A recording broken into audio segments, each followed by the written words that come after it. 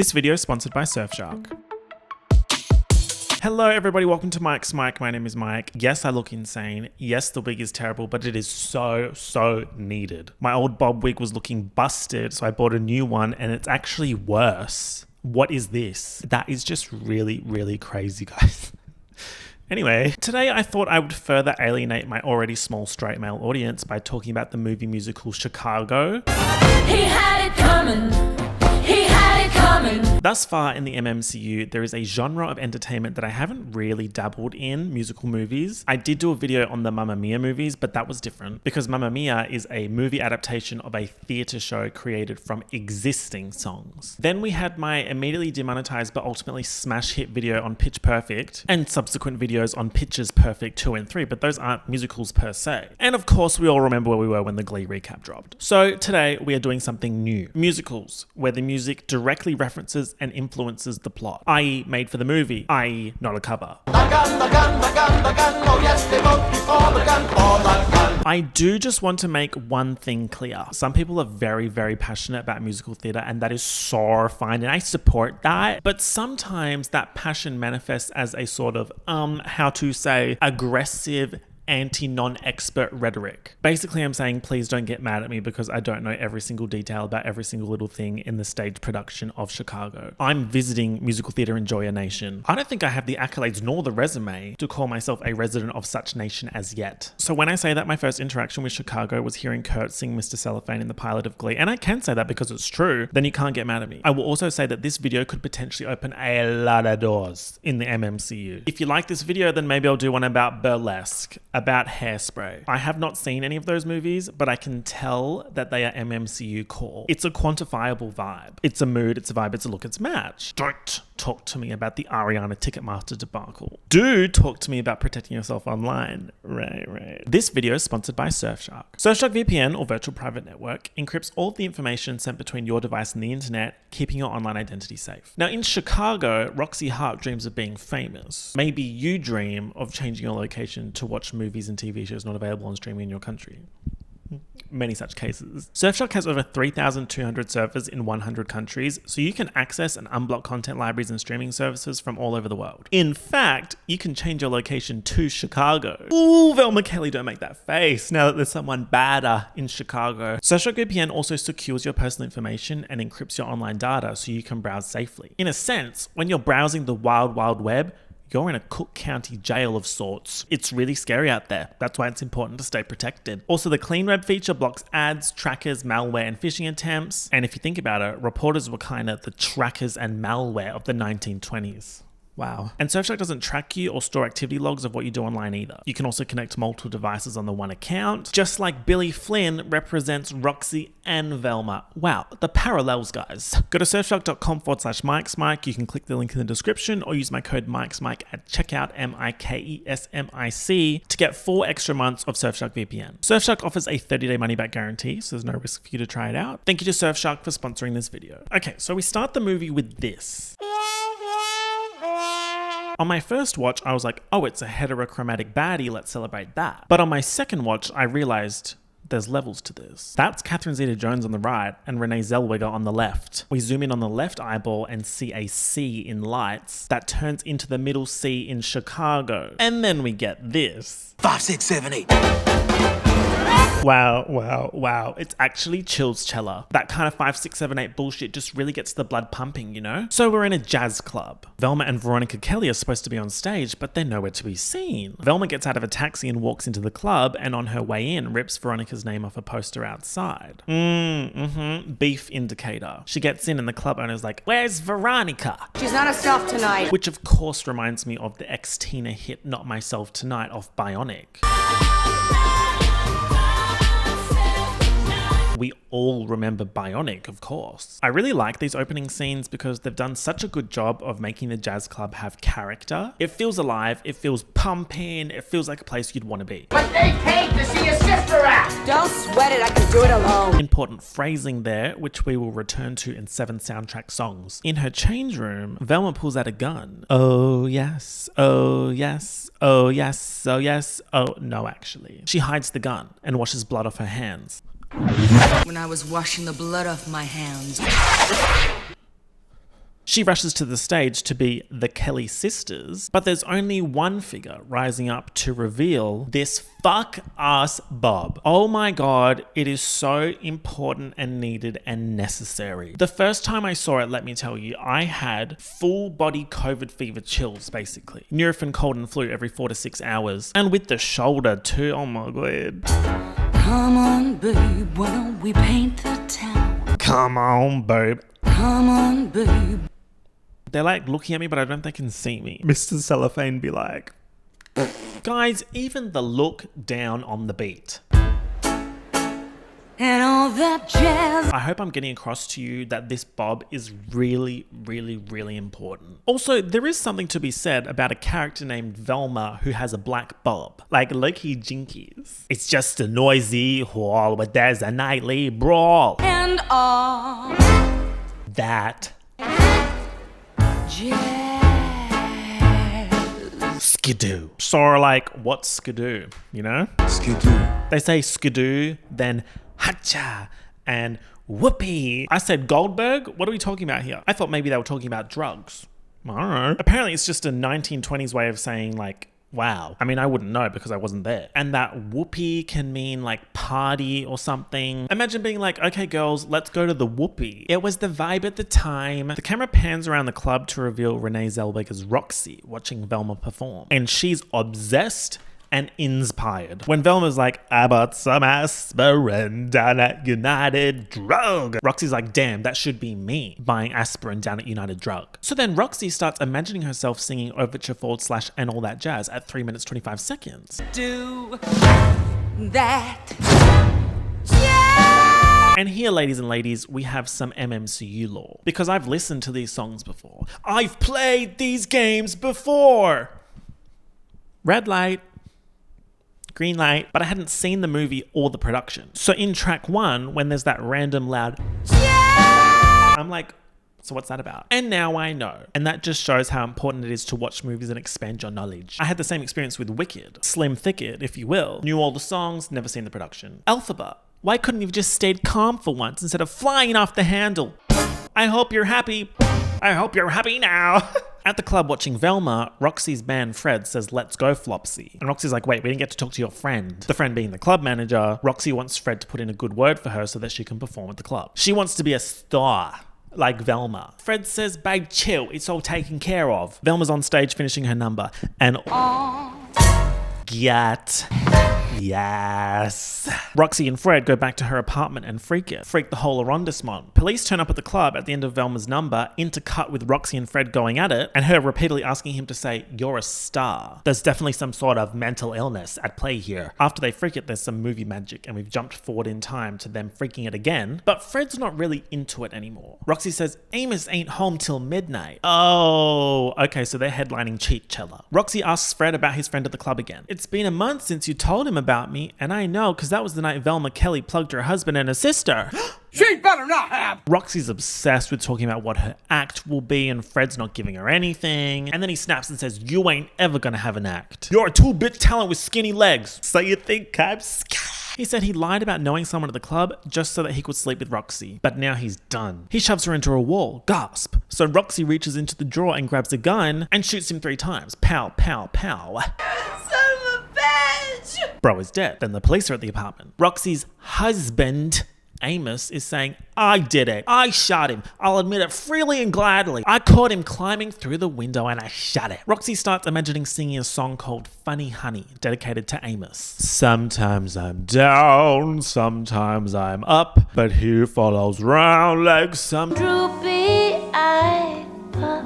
Important lyrics for later. Guys, I love saying that's important for later. I love saying that. I love treating every piece of media like it's lost. You're talking big the numbers. So she's singing while we're seeing Amos take the blame. But then Amos realizes, oh, I know that guy. He sold us our furniture. Oh wait, he wasn't breaking into the apartment. Roxy was cheating. So then he turns Roxy in and her singing turns into, Look at him go! That cheap little tramp. On me! I mean, wow, let's look at the composition of this shot. I mean, it's just excellence. It's just pure excellence extract from the excellence tree. To me, this is saying Roxy's humdrum life with Amos is blue. Everything is is blue. And then her exciting imaginary life as a starlet is this golden pink. There is so much thought put into this movie in terms of color, and I'll try and point out a few instances, but next time you watch, keep an eye out for that. Roxy admits to killing Fred and in fact says, and I'd kill him again. And at that point, she enlisted in the IDGAF war. She gets arrested. While being escorted to the Cook County jail, the reporters are all trying to get a picture of her and she's like, wait. In the jail, Roxy meets matron Mama Morton, played by Queen Latifah. Such extreme yassings. And when matron Mama Morton is introduced, we're meeting her through a performance that she's doing that Roxy's made up in her head. And I'm thinking, wait. Blonde girl locked up who, to cope with her situation, imagines herself in an alternate reality where she and others sing and dance. Sweetie, that's Sucker Punch.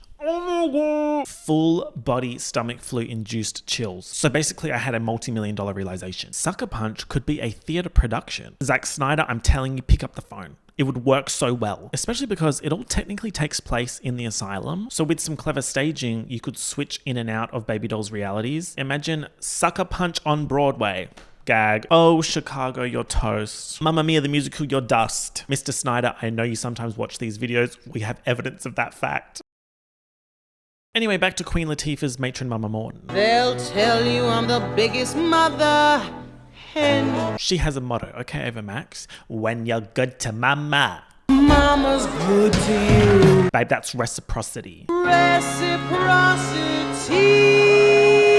Oh, her Merriam-Webster serve. She escorts Roxy to Murderous Row. Roxy's all, I didn't do nothing. And Mama says, no need to tell me. I never heard of a man getting killed when he didn't get just what was coming to him. Right. Walking through the jail, Roxy and Mama walk past Velma Kelly, and Roxy's gagged. But Velma's showing Mama an article in Red Book magazine denouncing her and her fiendish and horrible double homicide. Looks like Mama had that article arranged for Velma. Any press is good press type beat. So Mama helps the girls for a fee. When you're good to Mama, Mama's good to you. Who's calling me now, bro? Pomona, Queensland? So now Roxy's locked up in Murderous Row. We're going from one banger musical number right into another one. Water dripping. Footsteps. Nails on a cell door. And now, the 6 merry murderesses of the Cook County Jail in their rendition of The Cellblock Tango. Oh Mine God. Pop, squish, visceral, lip shit. It's just the craziest thing I've ever seen. He had it coming. The T-Clock Tango. I bet you would have done the same. They're dancing behind cell doors that come down one by one so each of the merry murderesses can tell their story. Now, due to copyright, I cannot play you an entire section, but I can do my own rendition, of course. And I'll do it in the exact same speed and cadence, because I'm a star. You know how people have these little habits that get you down? Like Bernie. Bernie, he liked to chew gum. No, not chew, pop. So I came home this one day and I'm really irritated and I'm looking for a little bit of sympathy. And there's Bernie lying on the couch, drinking a beer and chewing. No, not chewing, popping. So I said to him, I said, you pop that gun one more time. And he did. So I took the shotgun off the wall and I fired 2 warning shots into his head. He had it coming. He had it coming. Can someone please Photoshop me holding an Oscar for that performance? So the women are singing their stories while we see scenes of them in the jail. Just tens, golden buzzer. And then he ran into my knife. He ran into my knife 10 times. Every time they kill someone in their verse, they get a red handkerchief that's revealed in the way they killed them. You know, some guys just can't hold their arsenic. So we've got pop, 6, squish, and when we get to her handkerchief is white. Oh, it's Delta Goodrem Innocent Eyes. Next up, Cicero. Fix your wigs, ladies, because it's Velma time. My sister Veronica and I had this double act. I'd now like to take a 10-second silence to appreciate Welsh actress Catherine Zeta-Jones' accent work.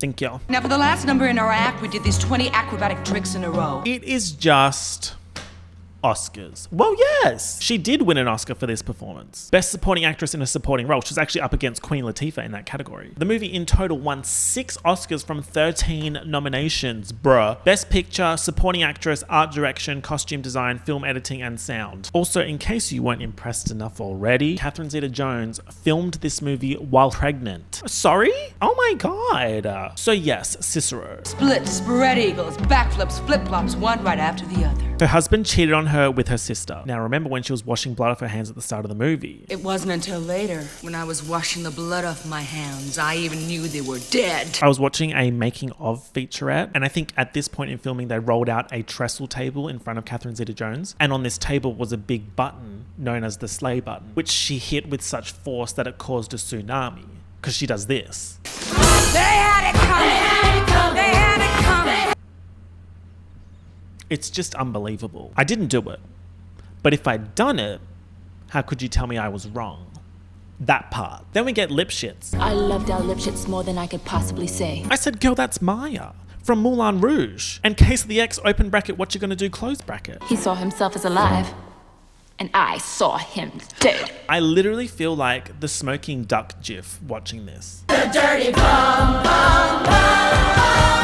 Oh, this PhD in color theory with the red and black. Wait, why is that kinda twice performing Go Hard on their 5th World Tour ready to be? Top 3 best concerts I've ever been to, by the way. Now, of course, I have to talk about the Glee version of Cellblock Tango. He ran into my knife 10 times. One of my favorite Glee songs. Just so impressive that they were pulling out numbers like this week after week for years. I do seem to recall that the circumstances of them performing T-Clock Tango on Glee were absolutely ridiculous, which checks out. Now back to Chicago. Roxy overhears that Mama has been negotiating deals for Velma to perform when she gets out of jail. $2,500 a week, mind you. A huge rate because of Velma's antics in and out of the jail. Roxy's doing the maths like, wait, Velma's getting paid more than ever because of her sensational activities. Being a double homicide murderess has made her more famous. She does Velma's laundry so she can get close enough to talk to her and ask for advice because she's scared she's going to hang. And Velma says, here's some advice. Keep your paws off my underwear, okay? Ooh.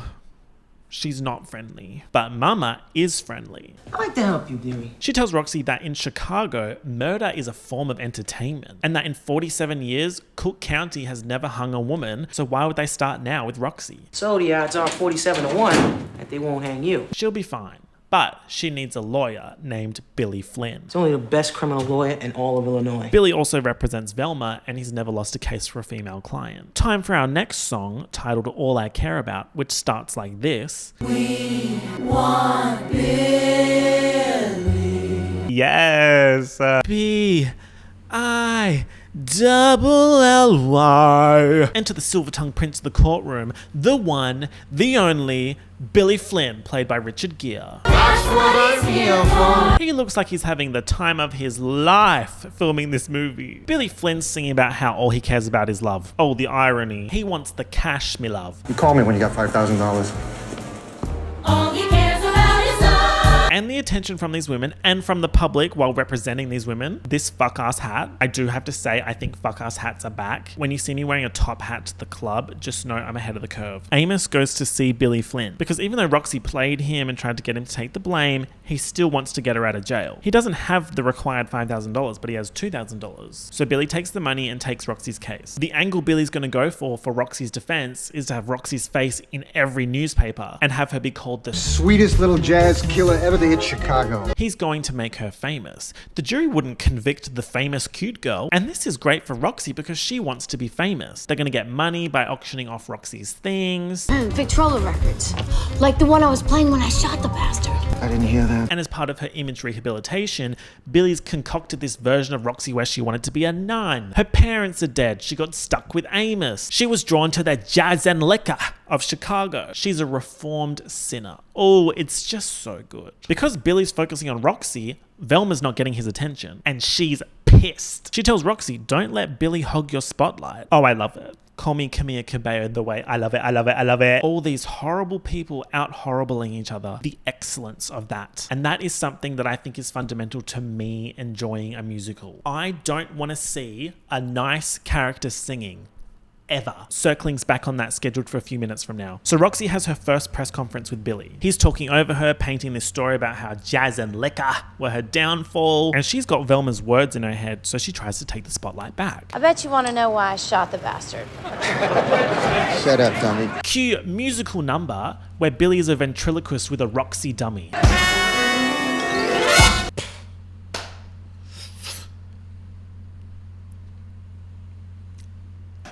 Notice how his mouth never moves. Almost. This food is so fucking good, Lois. Where'd you come from? Mississippi. I think this might be peak human creativity. It's just absolute excellence. We've got Christine Baranski's Miss Sunshine asking questions while being puppeteered to show how Billy's in control of the narrative the reporters are spinning. Old Queen legend icon Christine Baranski, who is now 2 for 2 in MMCU musical movies. Are you sorry? Are you kidding? What's your statement? And then they get to the part of Billy's concocted narrative where Roxy and Fred both reach for the gun. Oh yes, they both reached for. Let me hear it. I mean, just look at how Bro is up there puppeteering. If you haven't seen Chicago, you might recognize this song because it was a TikTok dance and a trending TikTok edit audio. The gun, the gun, the gun, the gun. Oh yes, they both reached for the gun, for the gun. The both reach for the gun TikTok edits. Wow, that was Oscars. The Tangled one, the Get Out one, the Parasite one, the Hunger Games one, the gun representing something or someone that other characters wanted. Excellence inspires excellence. Art is so needed. So Billy's plan is working. Roxy basically has a Billboard 200 #1 album. She's a star. Mama's helping her with her post-release plans. Big shows, big cash. But Roxy's still not sure what her act will be. And Mama's like, your act was killing Fred Casely. The audience just wants to see someone famous, which Roxy sings about in track 7, Roxy. Who says that murder's not enough? I'm a star, and the audience loves me, and I love them, and they love me for loving them, and I love them for loving me. My favorite line in this song is, and Sophie Tucker will shit I know, to see her name be billed below. Roxy Heart. Just absolutely obsessed with that. Also love how it shows that Roxy's not a good person. She's not sorry that she killed Fred, especially not now that it's made her famous, which is funny because initially she was relying on Fred to try and get famous in the first place. It's just excellent storytelling. Flopsy Shart. Roxy's star going up means that Velma's is going down, and she's gonna have to suck up to Roxy. Mind you, she fobbed her off previously. She pulls up to Roxy with her bob like, hey, Roxy. We'd be a natural to do an act together. You're the same size as my sister. You'd fit her costumes. I'm your sister. It's what I do. I've got another fucking Michael. Remember, Velma was Roxy's idol and inspiration, and oh how the tables have turned, sweetie. We get one of my favorite lead-ins to a musical number. Miss Velma Kelly in an act of desperation. Me! The concept of Catherine Zeta-Jones saying flop. My sister and I had an act that couldn't flop. So then Velma shows Roxy what she and her sister used to do. Now you have to imagine it with 2 people. It's swell with 2 people. Just an absolutely electric performance, just like Liam Neeson said in the 2025 soft reboot of The Naked Gun when talking about electric cars. I remember when the only things that were electric were eels, chairs, and Catherine Zeta-Jones in Chicago. Then weed. Also, the name of this number is I Can't Do It Alone. But I can't do it alone. And remember at the very start of the movie, she's being called onto stage and says, Don't sweat it, I can do it alone. wow, the callbacks. And yes, that's a musical theatre reference to audition callbacks. God, I'm good. So after hearing Velma's desperation, Roxy's not gagging. I know you're right. The first part, shit. So Velma goes harder. What I'm interested in here is what Velma actually said to Roxy with this proposition, because we've sort of established that the song and dance is Roxy's imagination. Anyway, Roxy says that Velma's washed up. And I'm a big star. Single. She said, I'm a star, sheriff badge. So on my first watch, you know, I'm already having a great time watching this film. Just classy, classy, classy. But then it goes from 4.5 stars to 5 stars because Billy gets a call about an heiress named Kitty who's just been arrested for the triple homicide of her cheating partner and his 2 mistresses. And oh my God, you guys, Kitty is played by Lucy Liu. I do not play about Lucy Liu, and in fact, I have evidence of that. So when Lucy Liu popped up on screen, I just couldn't believe it. So now Kitty pulls up to the Cook County Jail. Wonder if you wouldn't mind saying a word or two. Sure, I'll say 3. Gagathon! And she is a star. Billy's obviously like, Roxy, you're dust. It's the Kitty show now. Oh, Roxy got Velma'd. Just goes to show how fickle and fleeting this form of criminal celebrity is.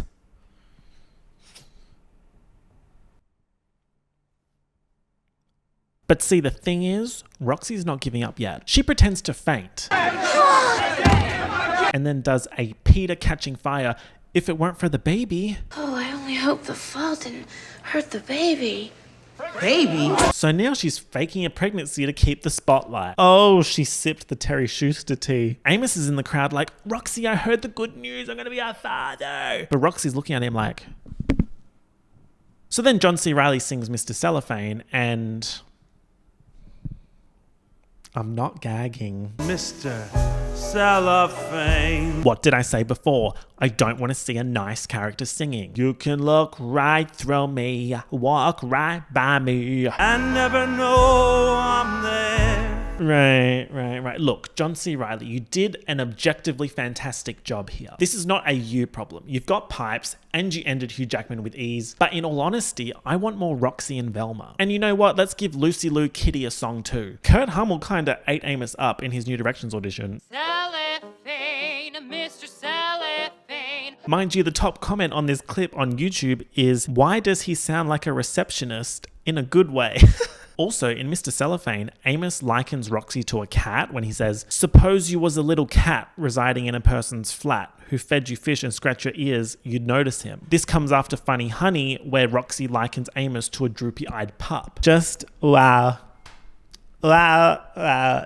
Roxy tells Billy that he's not doing enough and she's getting it all done herself with her Terry Schuster antics, so she fires him. But then gets executed, which changes everything. Suddenly, it's 0 days since a woman was executed in Illinois. Catalin Helensky is the first one. That 47-year novelty that was sort of protecting Roxy is now gone. So she rehires Billy Flynn. Look at the colors here while Catalin does a performance at the same time she's being executed. And when she's executed, everyone's clapping for the performance of her disappearing act. And that's one of the key things this movie is showing. People just want a show, a headline. They don't care what happens to the actual people involved. And the criminal justice system here is a show, as we've seen. It's a circus. It's showbiz. Give them the old razzle dazzle. Razzle dazzle. So now Roxy's doing the razzle dazzle, acting all modest and knitting in the courtroom to try and not get a guilty verdict. Could you tell the audience, the jury, what happened next? Roxy tells the jury her fabricated recount of events and faints at the end for extra effect. What a bullseye, huh? Velma's listening to the case on the radio in Mama's office, fucking fuming. Roxy stole her lawyer, her trial date, some of her courtroom acting ideas, so she wants to get back at her. Mama gives Velma Roxy's diary. Suddenly, Velma Kelly's in the courtroom to testify against Roxy with this diary. What a laugh. Plug in Fred Casely. I'm just sorry I only got to kill him once. Ruh-roh, Raggy, and I can say that because I'm currently a little bit Velma. Looks like somebody's fabricated Roxy's diary entries. I never wrote that. She made it. Billy gets Velma to read out more excerpts from the diary, which seem to be written a bit too properly. And then he reneged on his pledge, and that was my motive for attacking him. Velma admits that Mama gave her the diary and that someone sent the diary to Mama. Billy frames it as the prosecutor planting evidence. The trial continues. It's now time for Roxy's verdict. The jury finds her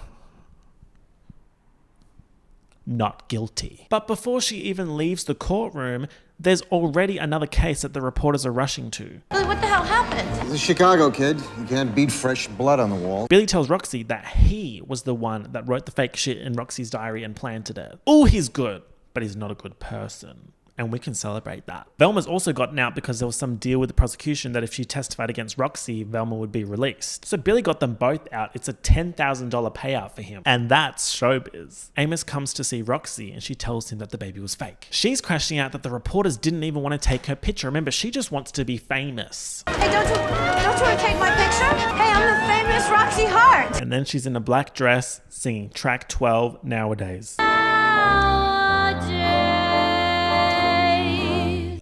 But what about track 11, Class? Holy shit. Holy shit. What a shame. Deleted scene sisters from when Velma and Mama are listening to the radio. I actually love this song. So it's Fuck Mike's Mike, I guess. A dodgy prison warden and a woman who's just killed 2 people complaining that nobody's got no class.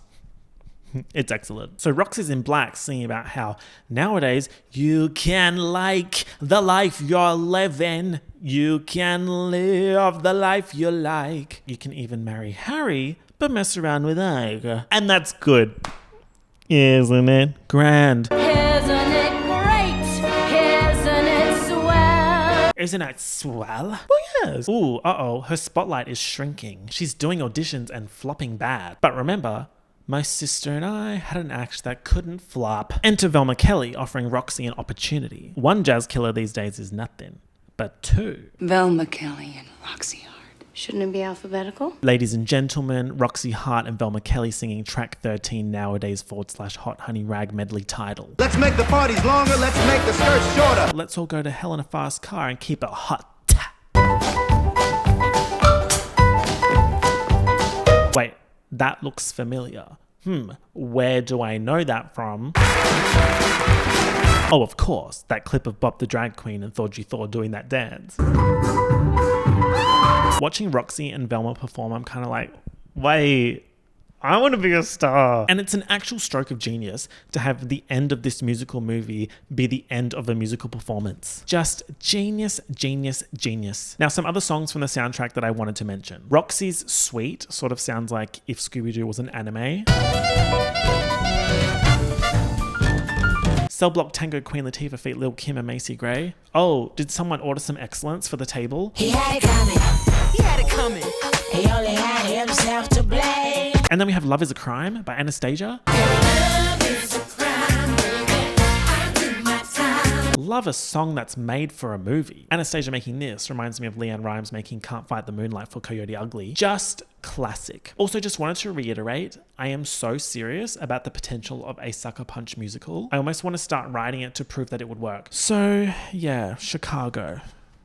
Wow. If I had to say 1 word, it would be excellence. If I had 2 words, pure excellence. As I said, let me know if you enjoyed this video because I could do other movie musicals. Maybe I've sort of spoiled myself by doing a really good one first, like surely they can't all be this good. Thank you all for watching. If you liked it, leave a like, right. If you got something to say, leave a comment, right. And then hit that subscribe button, Thank you again to Surfshark for sponsoring this video. Make sure you hit that link in the description for that delicious deal. I will see you all in October, potentially with 2 videos. We shall see. No promises. No promises, guys. Skidoo.